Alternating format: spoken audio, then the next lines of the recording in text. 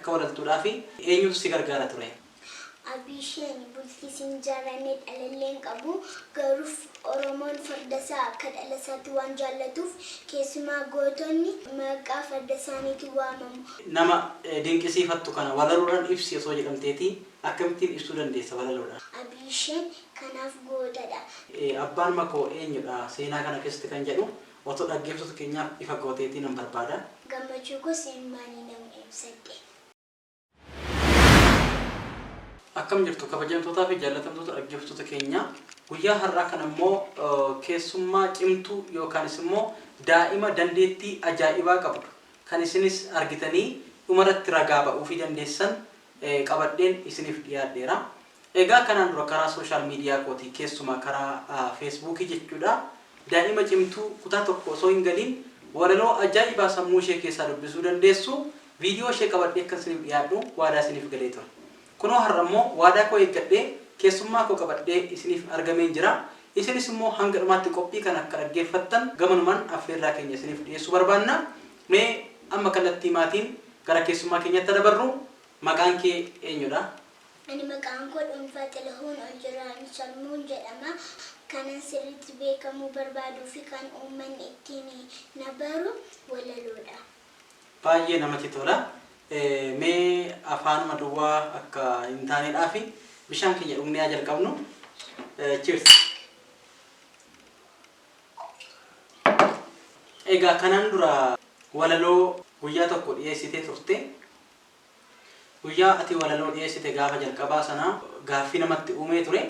Haa ta'u malee bifa nama ajaa'ibuutiin walaloo kee walaltee xumuruu dandeessetta.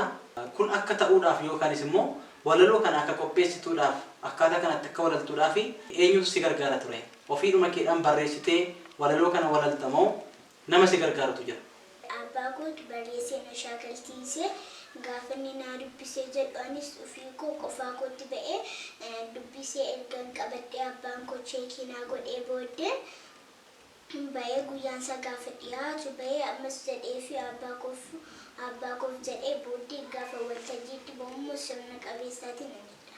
Abbaan kee walaloo kee ergasii mirkaneessee booda gara uummataatti geessitee dhiyeessita jechuudha. Amma gaa waan nama ajaa'ibuu walgahii gurguddaa irratti sagantaa garaagaraa irratti affeeramtee walaloo walalaa ni jirta. Mee gaaffiin itti aanu kan isin gaafachuu barbaadu namoota jiran artistootas haa ta'anii gootota haa ta'anii namoota garaagaraa keessa nama dinqisiifattu ni qabdaa? Eeyyamnan qaba. Eenyuun dinqisiifatta? Abishee. Maaliif dinqisiifattee Abisheedhaan? Abishee yeroo barumsii fi teekinooloojiin amma kanaan babal'atiin dura loltoota qindeessee daangaa uummataa kanas dhiiga isaatiin sarareedha. Abisheen kanaaf gootadha. Kanaafuu Abisheen dinqisiifadhe waan ta'eef Abisheen akka dhaloonni ammaa kunis akka itti seenaa Abishee yaafatee baratee akka itti dhaloonni ammaa kunis beeksisu ittiin beeksifamu Abisheen nan barbaada. Baay'ee gaariidha. Egaa bakka dhaloota kee kan ta'e godina Horroo Guduruu Wallaggaa gaafa dhufanii yookaanis immoo gaafa maqaan isaa dhahamu Abishee Garbaa namni hin beekne yookaan namni hin yaadannee hin jiru. Duuba deebitee seenaa kana maatii kee irraatii qorattee beekuun kee umurii kanatti baay'ee kan dinqisiifatamuu qabuu fi dhaggeeffattoonni keenyallee baay'ee dinqisiifatu jedhee kanan yaadudha. Meegaa ati walaleessituudha. Erga walaleessituu taateeti nama dinqisiifattu kana walaloodhaan ibsi osoo jedhamteeti akkamittiin ibsuu dandeessa walaloodhaan? Abishee beektu laata? Abishee kobbaa makkoo dhiira dirree kokorii namti felbaniif malee Abisheen gootaa barii. Abishee kobbaa makkoo ilma garbaa urruubaa bakka rasaa fudhatee isa diina dhudhuubaa takka waa isaa kaasaa Abishee akka maqaasaa rooroo daangaa sarbitu gufee biyyaa baasaa lolee lolchiisa malee hin kennu lafa baasaa bulloof damaasaa sorree fuullee duulatti yaasaa dabaloof dagawaamee kaabaaf kibbaan bobbaasaa yoo gamtuu ta'e malee diinnuun baatu karaasaa. Abishee jechaan kanaa warri hin beekne baranii yoo karaa tolaa malee lolaan itti qoosanii harka kennachuu malees baqatanii ba'anii laatii warra goobayyaa hortee warra qananii.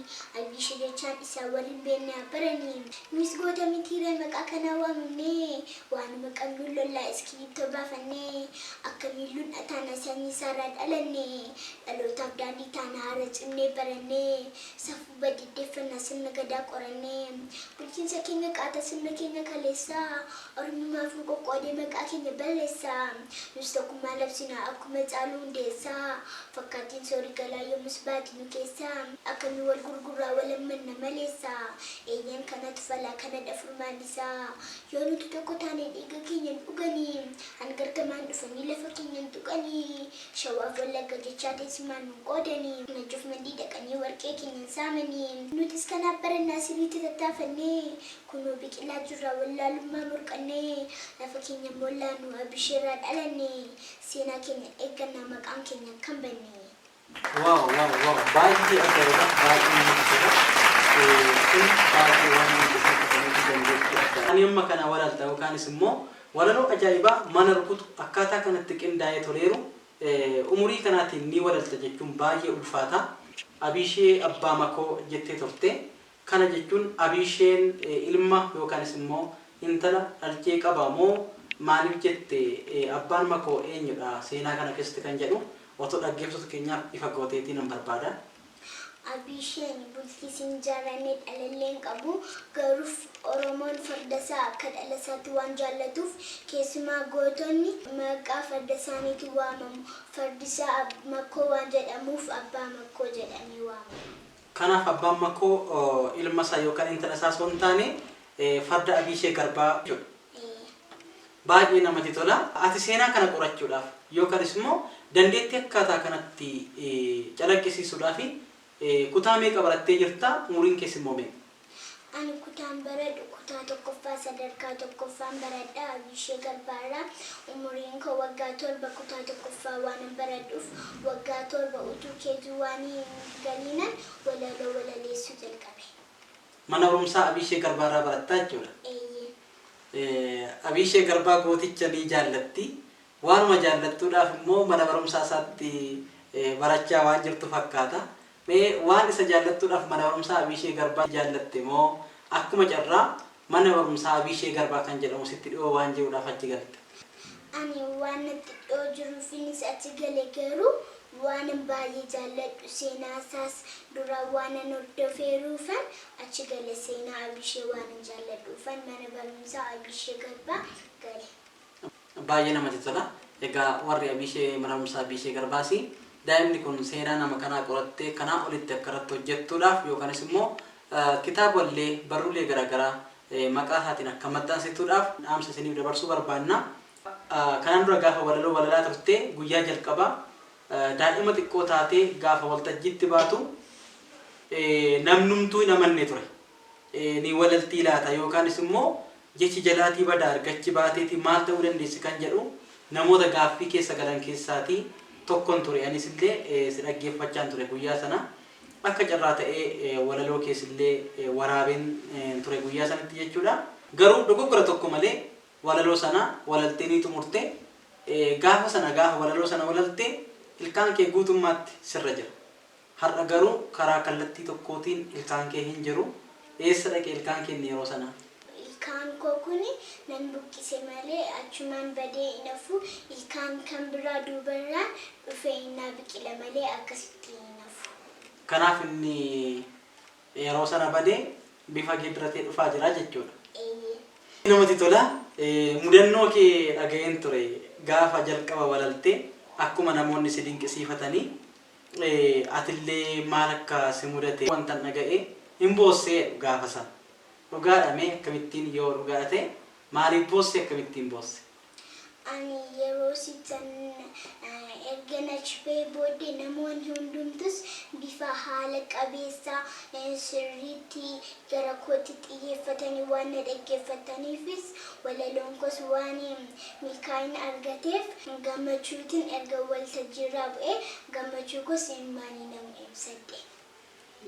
Gammachuutis boossise malee wanti addaa wanti ati aartee wanti ati boosse hin jiru jechuudha. Mee kana eenyurraatii barte yookaanis immoo akka namni gammachuu isaa boo'ichaan ibsachuu danda'u eessaatii argitee beekta?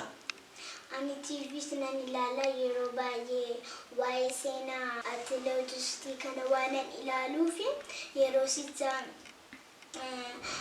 gaafa fiigan namoonni baay'een gaafa mo'anii meedaaliyaa fa'aa Itoophiyaa fa'aa galmeessan yeroo sicha gammachuutiin hin bo'u hundumtuu hin bo'u waan ta'eef anis achirraa argeen keessi koo gammadeen bo'e. Egaa dhuunfaan gara fuulduraatti maal ta'uu isheeti otoo jedhamee gaaffii si gaafatame dhaggeeffattoonni keenyas kana sammuu isaanii keessaatii ni qabu jedhee yaada.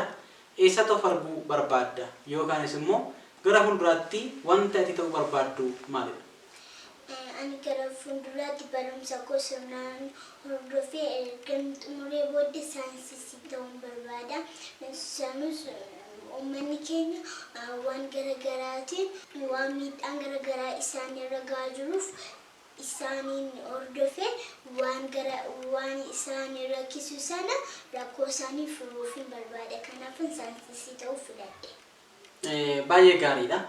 Egaa saayintistii ta'uu jechuun qorachuu jechuudha. Qorattee immoo rakkoo uummata keessa jiru qabatamaadhaan furtee uummata kee tajaajiluudhaaf kaka'umsa godhachuunis ammas dinqisiifannaa biraadha. Egaan kabajamtoota dhaggeeffattoota keenya turtiin nuyi guyyaa irraa dhuunfaa Xilahun wajjinitiin qabnu akkuma itti fufetti jira. Dhiyeenya kana immoo waltajjii guddaa irratti affeeramtee walaloo walaltee ni turte jechuudha. Ayyaana dubartootaaf daa'imman irratti illee argamtee walaloo walalte. Baay'ee kan namatti tolu qulqullina gaariidhaan kan waraabame walaloo bareedaan guyyaa sanatti dhiyeessitee namoota baay'ee biratti yeroo ammaa kana jaallatamummaan kee baay'ee dabalee jira. Akkuma kanas immoo uummata kanaadhaaf namoota walaloo kee jaallatan hojiin kee kan isaanitti toluudhaaf maal dhaamta? Dhaabbileen dhuunfaas ta'ee dhaabbileen miti mootummaa yeroo barbaadanitti toora bilbilaa isin gadi argaa jirtan irratti dawwaltanii naquunnamuu dandeessu. Anis bifa haala qabeessaan akkuma amma walaloo Abishee isinii jedhetti bareechee nan isiniif dhiyeessa waan ta'eef isinis na beeksifachuu dandeessu. Kanaan uummanni naannoo keenya jirtan kanaan na beeksifachuu dandeessu, na waammachuu dandeessu. Galatoomii. Egaa yaada ishee isiniif qooddeetti dhaggeeffattoota keenya. Egaa daa'imni kun yeroo ammaa kana sagantaa gurguddaa irratti illee walaloo ajaa'ibaa dhiyeessuu eegalteetu ni jirti jechuudha. Oolmaa haadhaa ture guyyaa sana kanatti walalte waa'ee haadha irratti jaalala harmee keedhaaf qabdu kan ittiin ibsite jechuudha. Daawwattoonni keenya walaloo kana beekuu yoo barbaadan YouTube chaanalii keenya irratti oolmaa haadha kan jedhu search gootanii barbaadanii walaloo ishee kan biroo argachuu ni dandeessu jechuudha. Akkuma kana egaa daa'imni kun yeroo ammaa kanatti walaloo ishee fudhatama guddaa argachuu irraa kan ka'e namoonni iddoo garaagaraatti affeerraa taasisuu fi yoo barbaadan dhaabbata mootummaas haa ta'u miti mootummaas haa ta'u dhaabbata keessan oomisha keessan beeksifachuudhaaf akkasii hojjechuudhaaf hojjechuu barbaadanii dhuunfaa Xilahun yeroo kamiyyuu argachuu akka dandeessan gamanumaan ergaa keenya isiniif dabarsuu barbaanna. Egaan walumaa galatti turtiin nuti dhuunfaa Xilahun wajjiniin taasisne kan guyyaa har'aa kana fakkaata. Waan guddaa akka irraatii barattan waan tokkoyyuu hin shakkinu. Yeroo itti aanutti viidiyoo ishee kan biraa qabannee akka isiniif dhiyaannu ammas waadaa isiniif galla. Egaa yoo itti aanu yoo fedha Waaqayyoo ta'e maatii kee wajjiniin illee uummanni kun wal baree akkaataan ati itti hojii kee kana babal'ifattu irratti siif hojjenna jechuudha. Akkuma kanas immoo waliin akka hojjettan gamanumaan dhaamsa isiniif dabarsuu barbaanna. Egaa yeroo itti aanu boortii maltiimiidiyaan keessummaa adda biraa qabatee isiniif dhiyaata. Kan guyyaa irraa kana fakkaata waan dhaggeeffataniidhaaf galata guddaa qabdu. Dhuunfaa Xilahun dhuftee nu biratti argamtee yeroo kee nuuf laattee iddoo kanatti gaaffii akkasiif taasisnuudhaaf nuuf argamuu keedhaaf galata guddaa siif qabna. Guddaa galatoomee siin jedha. Isinillee waan miidiyaa keessanitti na affeertanii dandeettii koo kana uummata koof akka ibsu waan na gootaniif guddaa galatoomaa isin jechuu barbaada. Baay'ee galatoomii turtii gaarii qabaadha.